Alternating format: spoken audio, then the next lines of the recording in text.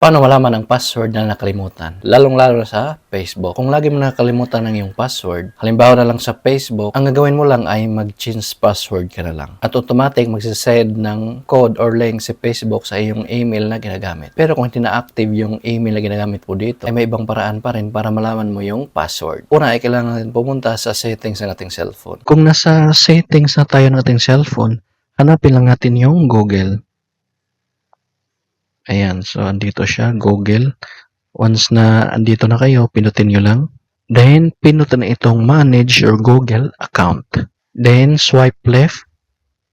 Hanapin ang security at pinutin ito. Then, scroll up. Ayan, dito sa baba, yung your saved password. So, password manager. Then, pinutin lang to. Ayan, so kung mapapansin nyo, meron akong ditong facebook.com. Open lang natin. Dito nyo makikita ang email or username na ginagamit mo sa Facebook. Then, dito sa baba ay ang password. So, para makita yung password, pinutin lang tong parang mata.